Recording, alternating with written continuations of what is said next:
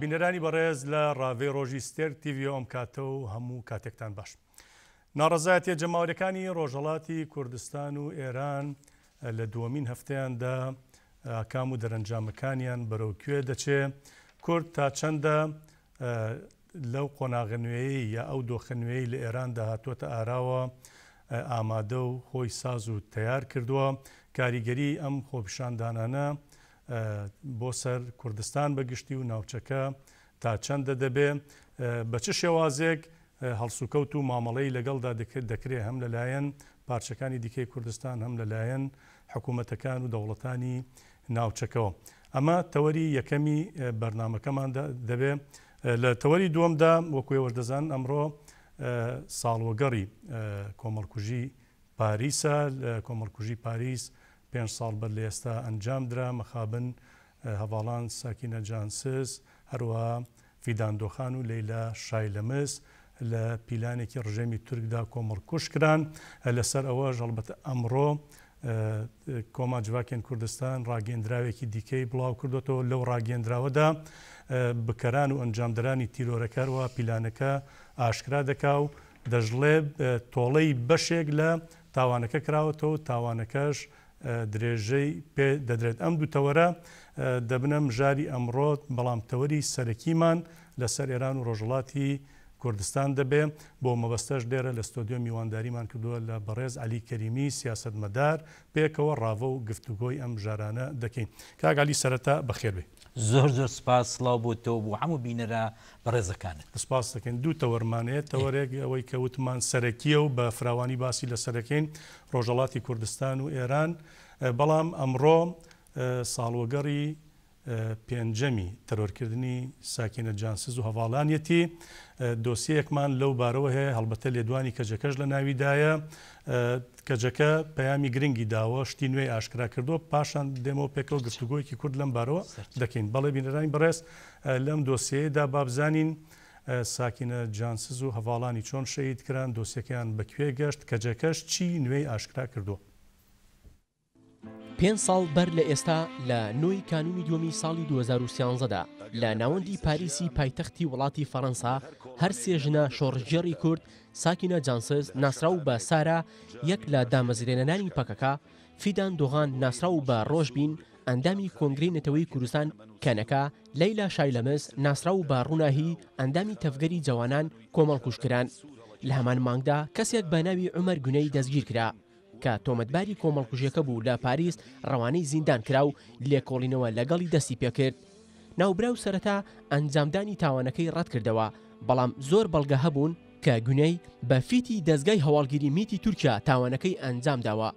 ئەوەش بە دیمەنەکان کە لە کامێرەکانی کۆڵانی لافایت و دەوروبەریدا تۆمار کرابوون و پشکنینی DNA و دەرکەوتنی باروتی ئەو فیشەکانی تەقێنرا بوون لەسەر چاکەتەکەی عومەر گونەی بە شێوەیەکی حاشا هەڵنەگر تێوەگڵانی ناوبراوی پشت ڕاست دەکردەوە. هاوکات زۆر بەڵگەش دەست کەوتن کە گونەی لەگەڵ دوو کەسی دیکە ڕاستەوخۆ چاوی بە سەران و ئەندامانی میتی تورک کەوتووە بۆ تەرۆرەکەی پاریس ئەرکدار و ئامادە کرابوون. ئەوەش لە تۆمارێکی دەنگیدا لەلایەن پۆلیسی پسپۆری فەڕەنسیەوە پشتڕاست کرایەوە، بەڵام وێڕای هەموو ئەم بەڵگانەش دیسان دادگا و دەوڵەتی فەڕەنسا لە بەرامبەر میت و دەوڵەتی تورک هیچ ڕێو شوێنێکیان نەگرتە بەر. لەوەش زیاتر چون و هەوڵ و پەردەبۆشکردنی تاوانەکەیاندا و لەو چوارچێوێژدا ئەو کۆمپیوتەرەی دۆزگەر کە لێپرسینەوەی کۆمەڵکوژەکەی پێدەکرا لە 25 ئەیلولی ساڵی 2013دا لە ماڵی ژان دوایی یەکێک لە ئەفسەرانی دۆزەکە دزرا. لێپرسینەوەکە زیاتر لە 2 ساڵ بەردەوام بوو. لە مانگی نیسانی ساڵی 2015دا دۆسیەکە داخرا و لە 13 ئابدا دۆسیەکە نێردرایە دادگای تایبەتی سزای قورسی پاریس. سەرەتا بڕیار درا کە دۆزەکە لە نێوان 5 و 16 کانونی دووەمی ساڵی 2016دا ئەنجام بدرێت، بەڵام 27 حوزەیران دەرکەوت کە بۆ ڕۆژی 23 کانونی دووەمی ساڵی 2017 دواخراوە. لەو کاتێکگە گفتوگۆ لەسەر هۆکاری پاشخستنی دۆسیەکە دەکرا، زانیاری درا کە 17 کانونی یەکەم عومەر گونەی لە زینداندا مردووە. بە مردنی ئەو تاوانبارە دەستپێکردنی لێکۆڵینەوە لە دۆزەکە بە تەواوی وەستێنرا، بەڵام مردنی لە ناکاوی عومەر گونەی تاوانبار زۆر پرسی بەجێهێشت. ئایا ئەم مردنا گوماناویە پێشتر پلان بۆ داڕژراو بوو؟ لە فەڕەنسا هەتا ئێستاش 25 تاوانی سیاسی لەم جۆرە ڕوویداوە هیچ کام لەم تاوانانەش تا ئێستا ڕوون نەکراوەتەوە و ئاشکرا نەکراون. سەبارەت بەو بابەتەش دوێنێ هاوسەرۆکایەتی کۆنسەی بەڕێوەبەری کۆما جڤاکێن کوردستان کەجەکە لە ڕاگەیەندراوێکیدا ئاشکرای کرد سەرڕای ئەوەی پلان داڕێژەرانی تەرۆرەکە خۆیان شاردۆتەوە بزوتنەوەی ئازادیخوازی گەلی کورد بەڵێنی دابوو کە تۆڵەی کۆمەڵکوژەکەی پاریس بکاتەوە سەرنجام بە دیرگرتنی دوو بەڕێوبەری پلەبەرزی میتی تورک کە لەلایەن تیمێکی تایبەتی گەریلاکانی هەپەگا بەدیل گیران پەردە لە سەرنهێنەکانی کۆمەڵکوژەکەی پاریس لادرا. ئەوەش لە چوارچەوەی ئەوەیدایە کە پەکەکە لە مێژوویدا سەلماندوێتی هیچ تاوانێک بەبێ سزا ناهێڵێتەوە. هاوسەرۆکایەتی کەجەکە ڕاشی گەیاندووە کە ئەردۆگان فەرمانی ئەو تەرۆرەی داوەتە هاکان فیدان ئەویش بە هاوکاری ئۆگور ئاکان ئایک فەرمانی داوەتە سەباحەتین ئاساڵ لەوێشەوە گەیەندراوەتە عومەر گونەی و دوو کەسەکەی دیکە کە لەگەڵیدا بوون. سەباحەتین ئاساڵ پێش تەرۆرەکەی مانگی چلەی ساڵی 2013 پاریس بەشداری چاوپێکەوتنەکانی ئیمراڵی بووە لەگەڵ ڕێبەری گەلی کورد عەبدوڵڵا ئۆجەلان. هەردوو بەڕێوبەری بەدیلگیراوی میت دانیان بەوە دانا کە پلانی تەرۆرکردنی بەڕێوبەرانی پەکەکەیان بەدەستەوە بووە بەڵام ئەو پلانە بە نەبەردی و بوێری هێزەکانی هەپەگا شکستی پێهێنرا و بزوتنەوەی ئازادی گەلی کوردیش بەڵێنی داوە کە تۆڵەی ئەو کۆمەڵکوژیا بکاتەوە و بەشێک لەو تۆڵەیەش بەجێ هاتووە. بۆیە بزوتنەوەی ئازادی خوازی گەلی کورد دەسەڵاتداری ئاکەپە و حکوومەتی فەڕەنسا بە بەرپرسی ئەو کۆمەڵکوژیە دەزانێت گرنگش نییە چەند ساڵی دیکە بەسەر ئەو کۆمەڵکوژیەدا تێپەڕ دەبێت تۆڵەکردنەوە و لێپرسینەوەکانی ئێمە بەردەوامیان دەبێت هەتا خەون و ئارەزووی ساکینە جانسس فیدان دۆغان و لەیلا شایلەمێز پێک دێنین کە کوردستانێکی دیموکرات و ئازادە. لە کۆتاییدا کۆما جڤاکێن کوردستان کەجەکە ڕاشی گەیاندووە حکوومەتی فەڕەنسا بە داخستنی کەیسی تەرۆرکردنی ساکینە جانسز و هەواڵانی مێژووی داخوازی خۆی لەکەدار دەکات چونکە تاوانەکە لە دژی گەلی فەڕەنسایە. ئەگەر حکوومەتی فەڕەنسا لێپرسینەوە لە بکەرانی کۆمەڵکوژەکەی پاریس نەکات ئەوە وەک هاوبەشێکی ئەو تاوانە دەبیندرێت. لە هەر کۆڵانێک نەمامێکم دەسووتاند لە هەر شەقامێک جامی ماشێنێکم دەشکاند. بەڵێ دێنەوە خزمەتی بەڕێز عەلی کەریمی. بەڕێز عەلی کەریمی ئەوە لە راپۆرتەکەشدا تووە هەم بەڵگەکان حاشا هەڵنەگرن هەم ئەم میتە تورکانەی کە کەجەکەش گرتوونی احتراف و دانپێدانانیان کردووە ناوی کەسەکانیان و تۆ چۆنیەتی پیلانەکە سەرڕای هەموو ئەمانەش دەوڵەتی فەڕەنسا پەردەپۆشی پیلانەکە کە پێ دوایە تیرۆرێکی بەم شێوەیە لە ناوەندێکی گرنگی وەک فەڕەنسا ئەگەر دەوڵەتێکی لە پشت نەبێ یا ڕاستتر بڵێم ئەگەر دەوڵەتی تورکیای لە پشت نەبێ و پشتگوێ خستنێکیش بە شێوازێک لە شێوازەکان لەلایەن دەوڵەتی فەڕەنساوە ئەنجام دەدرا. پێشەکی ئیجازەم دەسڵاو و ڕێز و حرمەتی خۆم بۆ ئەم سێ شەهیدە و ئەو سێ شۆڕژگێرە و سێ قارەمانە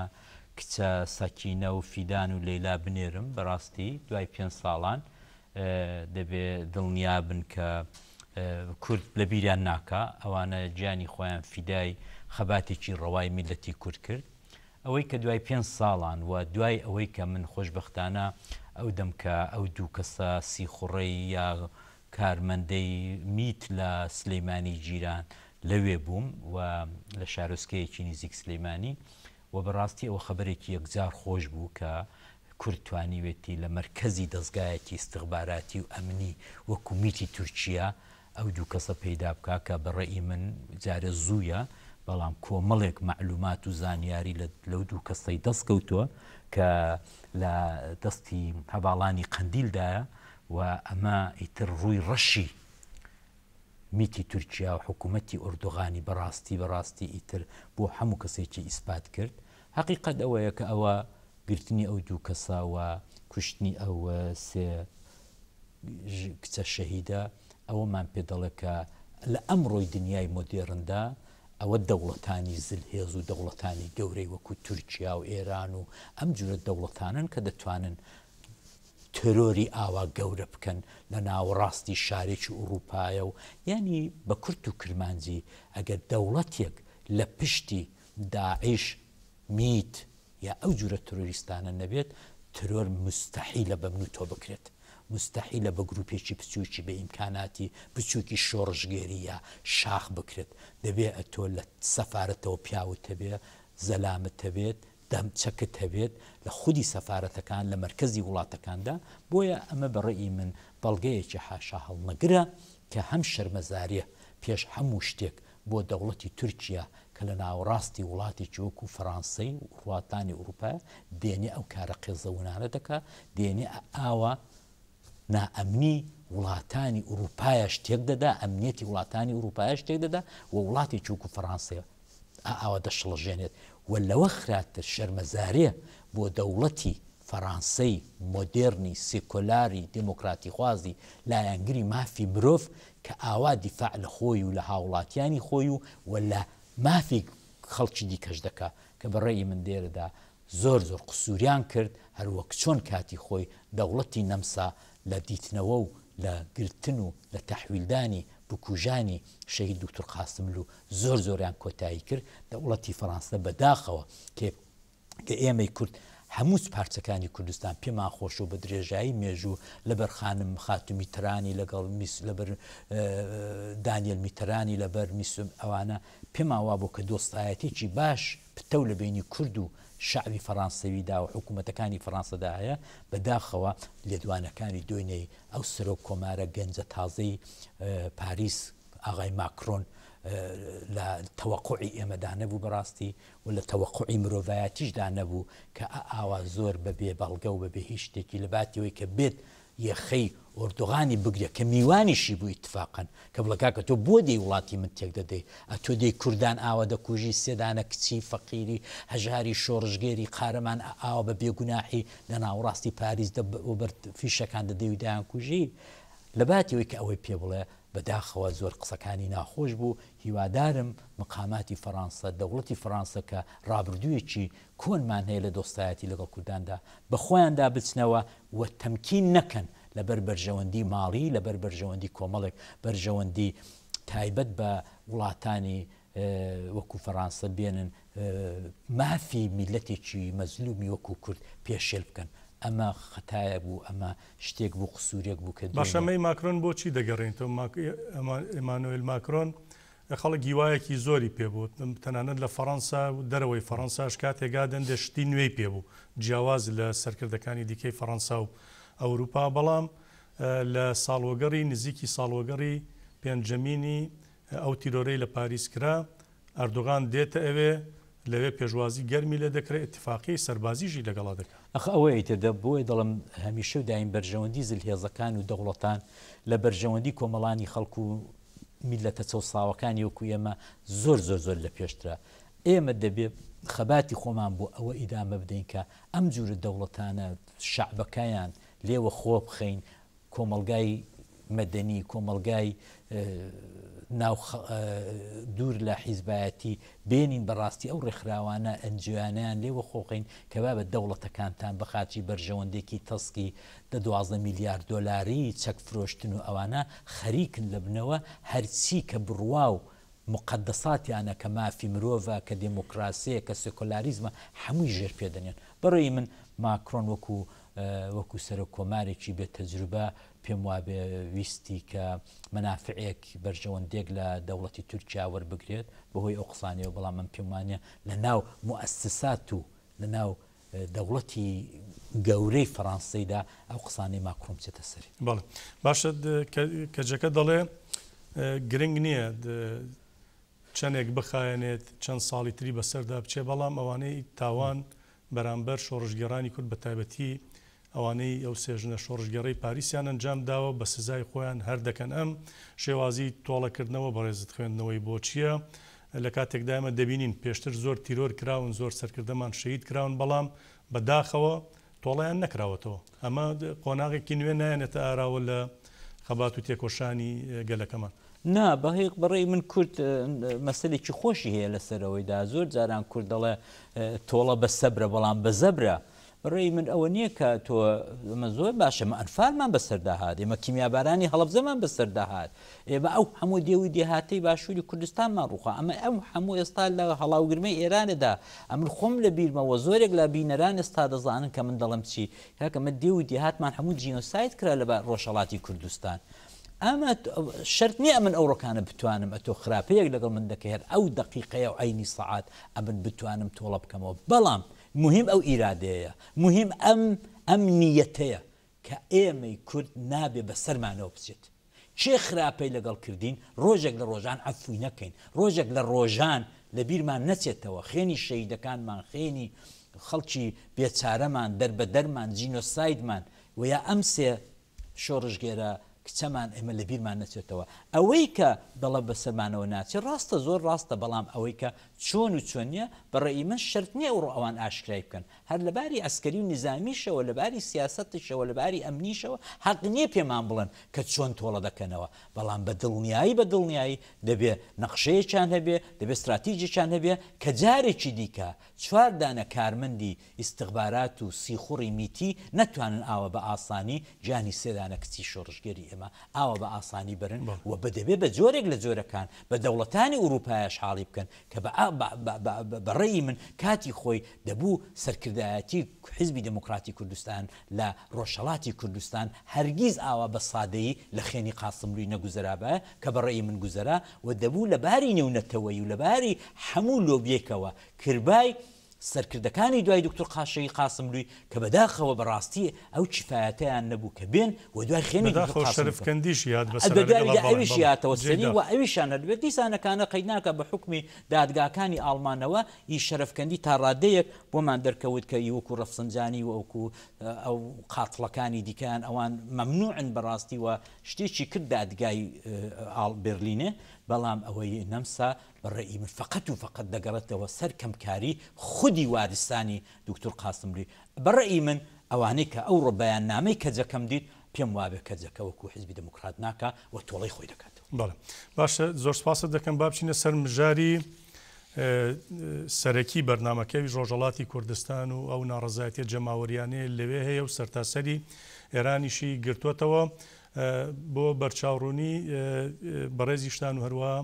بینەرانی بەڕێزیش دۆسیەکمان هەیە ئەو دۆسیە ببینین پاشان دێنەوە گفتوگۆی دەکەین بەڵێ بینەرانی بەڕێز لەم دۆسیەدا دەبینین کە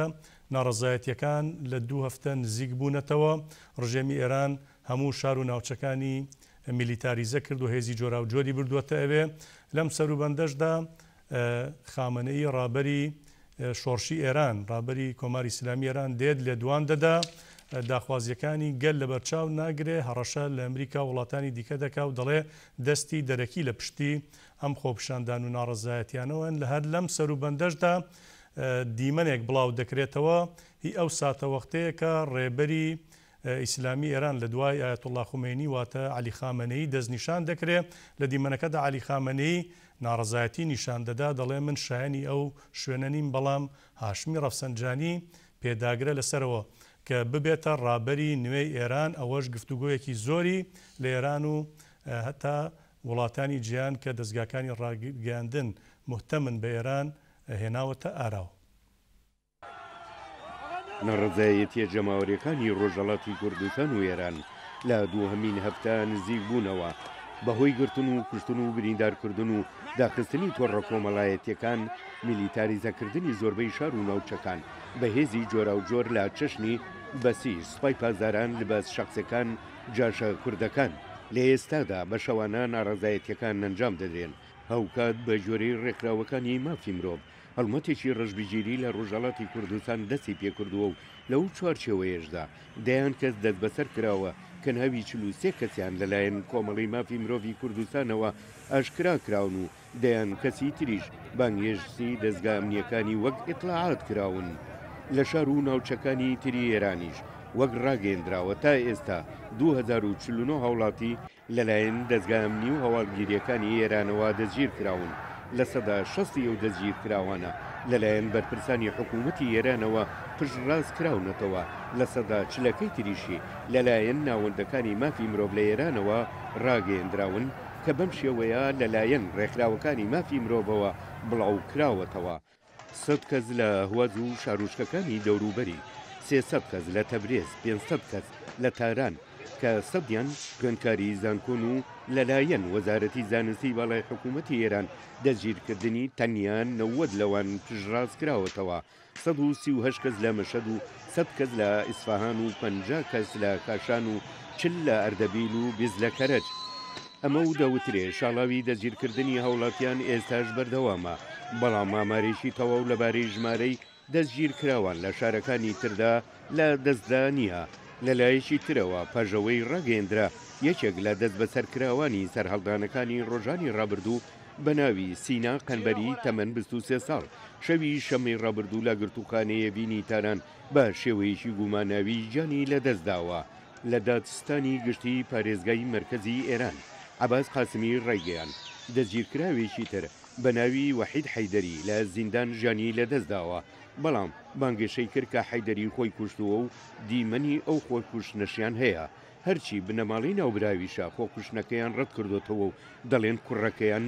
لەلایەن بەرپرسانی زیندانەوە کوژراوە. پەیوەست بە ناڕەزایەتیەکانی گەل یەکێتی ژنانی گەنجی ڕۆژهەڵاتی کوردستان ڕایگەیان. ئێران لە مێژووی خۆیدا یەکەم جارە شاهیدی سەرهەڵدانێکی بەم شێوەیە دەبێت.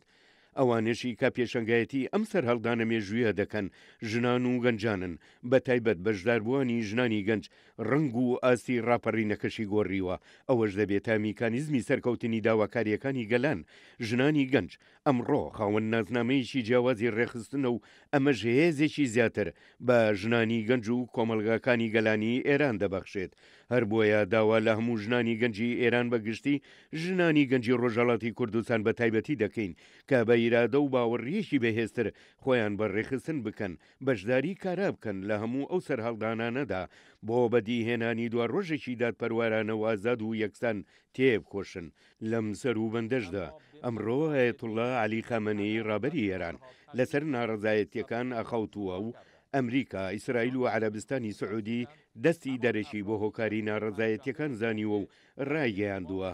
دەبێت لە نێوان داخوازی حەقی جەماوەر و کردەوەی تێکدەرانی گروپێکی جیاواز بکرێت. دەبێت وەڵامی داخوازیەکان بدرێتەوە، بەڵام خامنەیی لە خەوتنەکانیدا وەڵامێکی ئەو تۆی بۆ داخوازیەکان نەداوەتەوە و نەیوتووە چۆن دەیانەوێت کێشەکان چارەسەر بکەن کە سەرچاوەی ناڕەزایەتیەکانن. خامنەیی وەشاری داوەتە ئەمریکا و بانگێشەی کردووە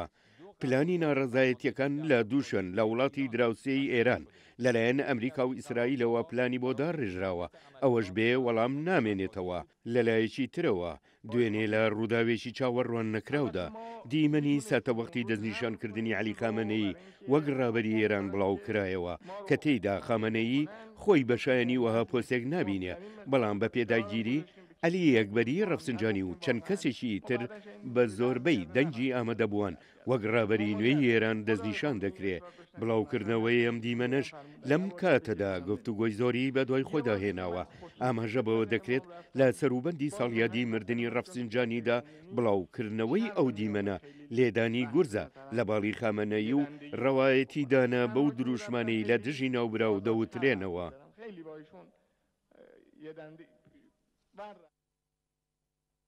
بەڵێ بەڕێز عەلی کەریمی، ئەوە بارودۆخی ڕۆژهەڵاتی کوردستان و ئێران و لێدوانەکانی بەرپرسان ئێران بە تایبەتی خامنەیی ئەڵێ دەستی دەرەکی تێدا هەڕەشە لە ئەمریکا دەکا و بێوەڵامیشی ئەڵێن ناهێڵینەوە، وەکو لە راپۆرتەکەشدات بوو دیمەنێک بڵاو بۆتەوە هی سەروبەندیەوەی کە عەلی خامنەیی دەکرێتە ڕابەر. ئەوەش هەرایەکی گەورەی ناوەتەوە. بەڵام با دەستپێک لە ڕۆڵی ڕۆژهەڵاتی کوردستان یا پێگەی ڕۆژهەڵاتی کوردستان لەم سەرهەڵدانانە یان لەم ناڕەزایەتی جەماوەریانە بکەین، چۆنەکرێ ئەم ڕۆڵە بەهێز بکرێەوە کێشە ئەو ڕۆڵە دادەخە. ئەوەی ڕاستی بێ بە درێژایی مێژووی ئێرانی مۆدێرن و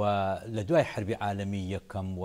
لە دوای بە تایبەت حربی عالەمی دووەمیشکە یەکەمین کۆماری کوردی لە ڕۆژهەڵاتی کوردستان لەسەر دەستی پێشەوا قازی محەممەد و کۆمەڵی ژێکاف هاتە چێکردن و بەداخەوە جوانە مرگ بوو هەر 11 مانگ و شتێکی خایان. کورد لە ڕۆژهەڵات لە ئێراندا فاکتەرێکی سەرەکی و فاکتەرێکی عومدە بووە، فاکتەرێک بووە کە نەکراوە حیسابی بۆ نەکەی. بە تایبەت ئەو فاکتەرە کاتێک هاتە زەقبوونەوە و هاتە ئەوەی کە هەموو دنیا هەستی پێ بکە، هەرچەند ئێران فرە نەتەوەیە، نەتەوەی تورکی لێە، نەتەوەی ئازەری لێە، نەتەوەی عەرەبی لێە، نەتەوەی بلوچی لێە، تورکەمەنی لێە، کوردی لێە، فارسی لێە. بەڵام لەگەڵ ئەوەش کورد هەمیشە و دایم وەکو فاکتەرێکی سەرەکی نەتەوەکان فاکتەرێکی زۆر سەرەکی و زەق بووە و مشکلێکی گەورە بۆ چ لە زمانی ڕەزاشایدا کە سمکۆی شکاک بوو بە مشکلێکی گەورە بۆ ڕەزاخان و دواتر کە کوڕەکەی هات بوو بە جێگرەوەی باوکی لە ساڵی 1942 و بەدەستی هاوپەیمانان ڕەزاشایان لابردوو کوڕەگەنجەکەی حەمڕەزاشایان هێنا سەرکار و کورد لەوەیدا فەوری قۆستێەوە و ناوچەیەکی بۆ خۆی بەنێوی مکریان جیا کردەوە و دواتر زۆر 3-4 ساڵ دواتر یەکەم کۆماری مۆدێرنی خۆی لەوێ دامەزران کورد مشکلێک بۆ دەسەڵاتەکانی یەک بە دوایەکی ئێراندا دواتر لە ساڵی 79 کە شار ڕووخا لەسەر ڕاپەڕینی جەماوەری گەلانی ئێران لە ساڵی 78 کە دەستی پێکردوە لە 79 گەیشت بەوەی کە شا هەڵێ لە ئێرانێ و شا بڕوخێ ڕژیمی پهلەوی بڕوخێ بەداخەوە مەلاکان هاتن و دەستیان بەسەر ئەو شۆڕشی گەلانی ئێراندا گرت دیسانەکانە دەست بەجێ کوردستان سنە مەهاباد شارەکانی دیکە بوونە مەکۆیەکی مرکزێکی قەراری هەموو جەریاناتی سیاسی لە ئێرانی گەورە و کوردستان نەکرا فرامۆش بکرێەوە کوردستان وەکو فاکتەرێکی سەرەکی خۆی نیشاندا و ئەگەر ئێوە چاوێک بخشێنن بە ئیعلامی 40 ساڵ لەوەی پێش دەبینن کە هەموو ڕۆژێ ڕۆژنامەکانی لۆمۆند و گاردیەن و BBC و ڕۆژنامە گەورەکانی دنیاە باسی مەهاباد بوو باسی شێعزەدین لەگەڵ هاوکار لەگەڵ ڕۆژنامەکانی ناوخۆی ئێرانی ڕاخواکانی ئێرانی ئەوانیش هەموو ڕۆژێ بەڵام حقیقەت ئەوەیە کە کورد دەبێ وەکو فاکتەرێکی سەرەکی نەتەوەیەکی سەرەکی لە چوارچێوەی ئێرانی فرەنەتەوەدا حسابی بۆ بکرێت بەداقەوە ئەو جار کە پاش 40 ساڵان ئێمە چاوەڕوانی و بۆ یەکەم جار ڕاپەڕینێکی وە لە 2 هەفتەی ڕابردوودا کە ڕوویدا لە شارەکانی وەکو تاران و قۆم و بە تایبەت مەشهەد و شیراز و ئەوزا شار و شارۆچکەچکۆلەکانی وەکو دەوروبەری مرکزی تاران و دەوروبەری مرکزی فارس حقیقەت ئەوەیە کە ئەو جۆرەی کە دەبوو لە تموحی ئێمەدا بوو کوردستان ئاوا هەڵنەستا هەرچەند ئەوە دەبێت بە فاڵی نیچی بگری کە لە سەرتاسەری ئێرانە هێزێک حیزبێک کەسایەتێک کاریزمایەک نەبوو بە خاوەنی ئەو ڕاپەڕینانە بەڵام بمانەوێ نەمانەوێت لە شارەکانی دیکە گەرم و گورتتر بوو پڕ ئەنێڕژیتر بوو و زۆرتر بەڕاستی هەنگاویەمە چی بوو هەنگاویان نابووی هەو کارەکان زۆرن حقیقەت ئەوەیە کە ئێمە دەبێت تێبگەین ئێران ئەگەر ئێستاش کۆمەڵک خەڵکم دیوە ئەو ڕۆ دوێنێ نوعێک نائومێدیان پێوەیە بەڕێی من ئەمە هەڵەیە حقیقەت ئەوەیە کە پاش 39 ساڵ 40 ساڵان گەلانی ئێرانێ دوای برسێتێکی زۆر دوای بێکارێکی زۆر دوای بێ ئەرزیشبوونی تومەنی ئێران دوای ئەوەی کە بەڕاستی فەحشا و سیغە لە ئێرانێ بێداد دەکا یەکجار زۆرە دوای ئەوەی کە ئیعتیاد و معتادبوون بە موادی سڕکەر هەموو بنەماڵەیەکی ئەم ئێرانەی گرتوێتەوە حقیقەت ئەوەیە کە ئیتر گەندەڵی و فەسادی ئیداری لە کۆماری ئاخوندەکان و کۆماری ئیسلامی ئێرانیە بە حەدێکە ئیتر ناشادرێتەوە کۆمەڵانی خەڵک چیدی کە ناتوانن ئەوە بشارنەوە بەنێوی عەبای ئیسلام و بەنێو ئەوانەوە ئازادیەکانی ژنان بە تەواوی پێشێل کراوە هیچ حیسابێکی بۆ ناکرێ ئیتر ئەمڕۆ لە دنیادا هێزی ژن هێزێکە کە بەڕاستی دەبێت حیسابی بۆ بکەیت ئەوەی کە ئێمە لە کۆبانێ دیتمان ئەوەی کە ئەو قودرەتە سیاسی و ئەسکەرەی کە شەڕەوانان و کچانی کۆبانێ لە خوایانیشاندا بوو بە فاکتەرێکی گەورە کە لە هەمووی ئەو جۆرە وڵاتانێک کە ڕاپەڕین و شۆڕش دەکرێت کۆمەڵانی خەڵک لەسەر ئەم هێزە گەورە پڕقودرەتە نوستویە ئیتر وە جواب بێن ئەوەی کە ئێمەش دیتمان بەشێکی زۆری بەڕاستی بەشداری فعالی ژنان بوو بۆچی لە ڕۆژهەڵاتی کوردستان ئەوە نەکرا ڕۆژهەڵاتی کوردستان ڕاستە لە ئێرانیش لە هەموو شارەکاندا هێزێکی تایبەت ئۆپۆزیسیۆنێک حیزبێک کەسێک نەبوو بە خاوەنی بەڵام لە کوردستان موزاییکی سیاسی بە درێژایی هەر هەمووی 100 ساڵی ڕابردوو و بە تایبەت 30 ساڵی ڕابردوو وا بۆ کە کوردستان شاری مەهاباد شاری سنە شاری سەقز عادەتێکی گرتووە بە دموکرات و کۆمەڵە عادەتێکی گرتووە کە هەمیشە و دایم لە ڕۆژە شەڕەکاندا لە ڕۆژە سەختەکاندا لە قارنە و قەڵاتاندا لە شەڕی خێناوی سەقزدا لە شەڕی خێناوی سنەیدا دوو هێز لە پشتی بووە برا پێشمەرگەکان ومێد و پشتیوانێک بوون بۆ ئەم میلەتی ڕۆژهەڵاتی کوردستان بەڕاستی ئەم جارە هەر نەبوون کۆمەڵێک لە ڕووی ئەوەیەوە کە باشترە کە ڕۆژهەڵاتی کوردستان خۆی تێنەگەێنێ و بۆ لە خۆرافیدا بین و هەموو جارێ ئێمە کردومانە با ئێستا میلەتانی دیکەی ئێرانی بیکەن ئەوانە هەمووی بیانووی پرۆپوز بوون بۆ ئەوەی کە دەبێ بێنین خۆمان دەست لەسەر برینەکە دابنین بیکولێنینەوە من داوای لێبوردنیان لێ دەکەم بەڵام مەجبورم بۆی کە لەگەڵ میلەتەکەم سەرڕاست بم ئێمە بە درێژایی 30 ساڵ لە ئوردوگاکان و کەمپەکاندا ترشاوین ئێمە نەمانتوانی کاریگەریەوان هەبوو لەوە تەبعەن ئێمە نەمانتوانیوە بەڕاستی ئەم کاریزمایە ئەم هێژمۆنیە لە دەرەوە ڕاکە بە درێژایی ئەم 40 ساڵە هەمیشە و دایم کوتیانە پێشمەرگەی دموکرات پێشمەرگەی کۆمەڵە پێشمەرگەی فلان زەریە هەبووە ئەم جارەکانە خەڵک ئینتزارێکی زۆری هەیە خۆ ئەگەر ئەمەش بە درێژایی ئەو 40 ساڵەیە ئەم جورە قسانەمان نەبایە یا نەمان باە پێشمەرگەوانە ڕنگ بوو خەڵکی سابڵاغ و سنە و کرماشانیش وەکو خەڵکی عێراق و ئیسفەهان و شیرازی کردبایە بۆ خۆی هات بەڵام حقیقەت ئەوەیە کە ئێمە تموحێکمان لەوان خستۆکە پشت سەری ئێوە پێشمەرگەیە پشت سەری ئێوە دموکراتی قازی محەممەدیە پشت سەری ئێوە کۆمەڵی کاکفوادە حقیقەت ئەوەیە ئەمە نوعێک ستۆپێک نوعێک تورموزە بۆ کۆمەڵانی خەڵکی شارەکانی ڕۆژهەڵاتی کوردستان ئەمە ناڵێم ئەوانە بێن بڕۆن ئەو ڕۆکانە کۆمەڵانی خەڵکی کوردستانی ئێرانە بەوەهان بدەن کە بچن شەڕ بکەن کە بچن تفەنگ بێنن کە بچن نانا ئێمە لەگەڵ خەباتی مەدەنین بەڵام ئەو هێزانە دەبێت لە بیریان بێت کە بەشێک لە ئەرکی سەرشانیان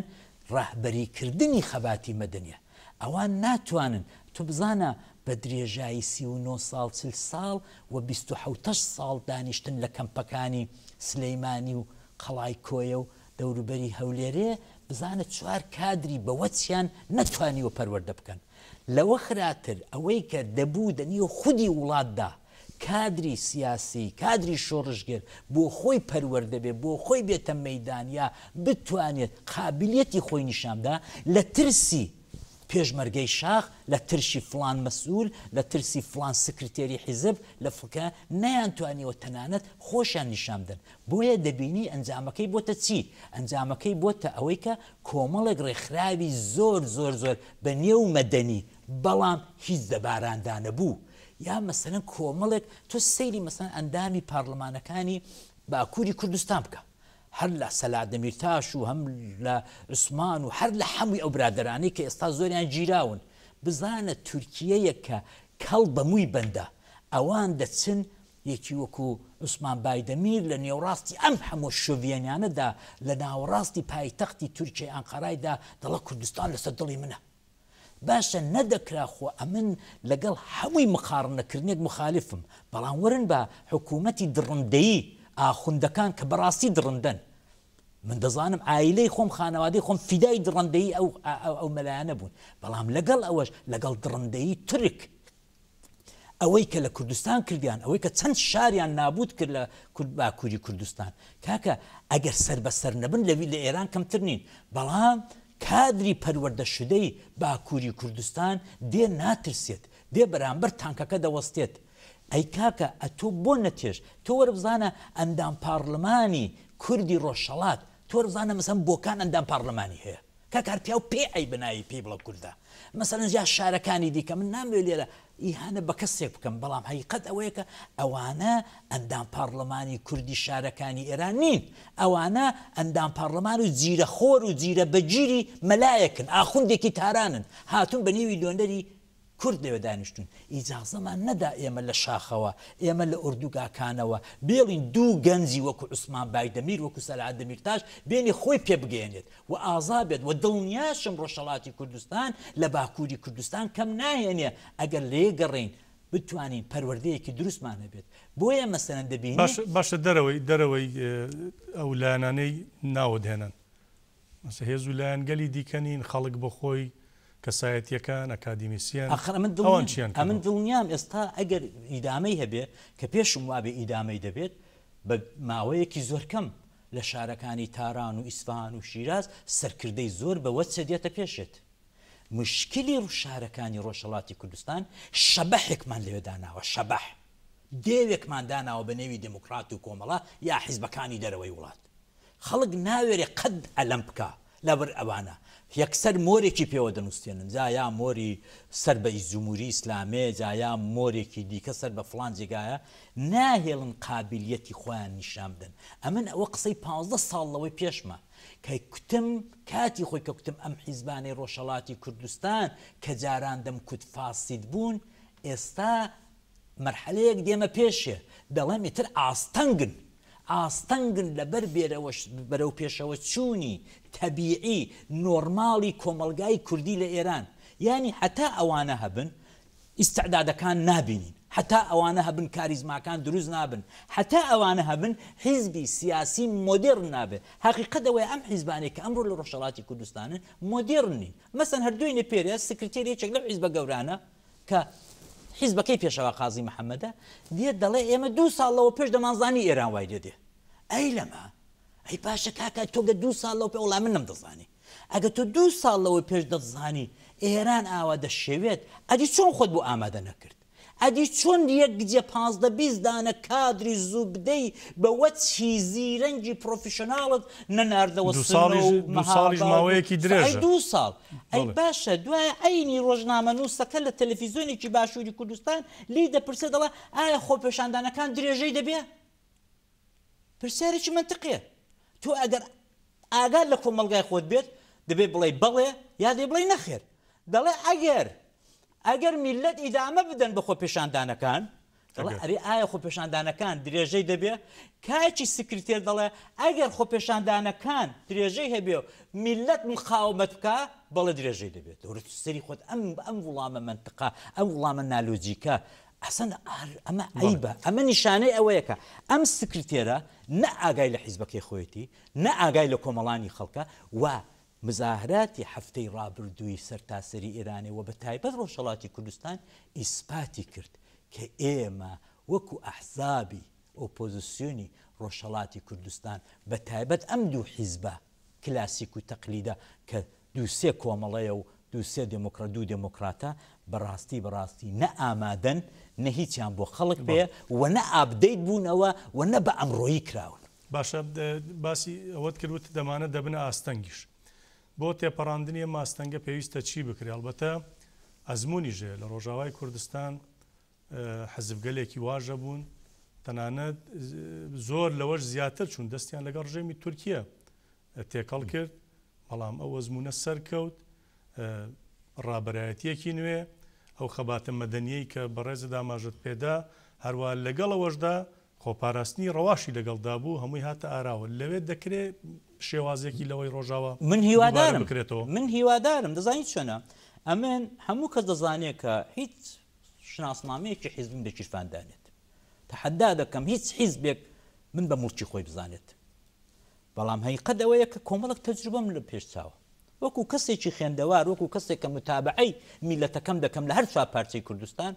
من تەجروبەی کۆماری مەهابادم لە پێش چاوە زۆریشم لەسەر خوێندەوە و زۆریشم لەسەر متالعە کردو و زۆریشم لەسەر کار کردو و ئەنواعی بەرنامەشم هەبوو تەجروبەی ساڵی 79 کوردی ڕۆژهەڵاتم هەیە کە بۆ خۆمێکێک لە چالاکەکان بووم و وەرچەند گەنج بووم بەڵام دەتوانم بڵم لە یەکەم پێشمەرگە و یەکەم کادرەکانی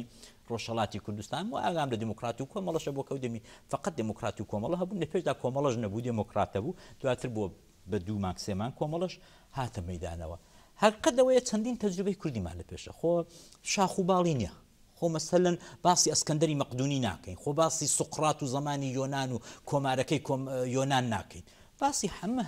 هەمووی 30 ساڵەوە پێش دەکەین تەجروبەیەکمان هەیە بە نێوی تەجروبەی باشووری کوردستان کاکە بە هەموو حیسابێک بە هەموو دینێک بە هەموو لۆجیکێکی سیاسی دوای 26 ساڵ ئەوە وەزعەکەیەتی شکستێکی ئیفتزاح شکستێکە کە ئیتر دەبێ خۆمان قامکی لەسەر دابنین کە چەند خراپمان هێناوە لە باشووری کوردستان لەسەر چی حکمی شۆڕژگێرەکان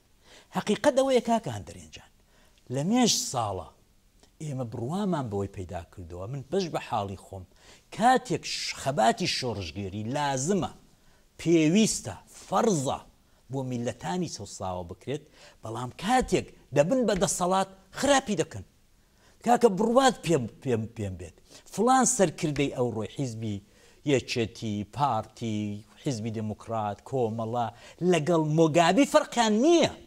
لەگەڵ عەبدوڵڵا بن ساڵح فەرقیان نییە لەگەڵ قەزافی فەرقیان نییە چونکە ئەمە سەردەمێکم لە بیرە کە ئێمە دەچوینە سەر جادەکان بۆ مزاهرە بۆ پشتیوانی ئەم دیکتاتۆرانەی کە دوینە پێرێ هەمووی ماندی چۆن لەو ناوچوون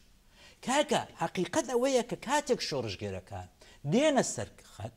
هەردوینە پێرێ دیتان کابرایەکی فول سۆسیال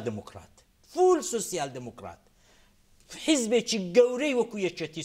فول سۆسیال دموکرات لەسەر تەلەڤیزۆنی دەڵێت دەنگی نەفەرێک و کورسێک و 100 کورسی بۆ من یەکە بۆ چونکە من میلیشام لە پشتە ئەی باشە ئەم ئەقڵیەتە لە ڕۆژهەڵاتی کوردستانیشەیە ئەگەر ئەو ئەقڵیەتە بە 40-50 پێشمەرگە یا 400-500 پێشمەرگە یا 4-5,000 پێشمەرگە بێ ئیتر منطق لۆجیک نایخوا هێز دەیخوا خۆ ئەو برادرە ڕاستە ئەو ڕکانە لێی بۆتە هەڵا بەڵام ئەگەر بینین حسابی بکەین ڕاستێکی تاڵی بە کۆمەڵانی خەڵکی خۆی کوت ئەویش ئەوەیە کە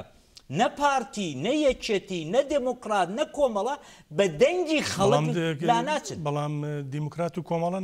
نەگەیشتونی ئەمەش باسیەوەی دەکەم بۆیە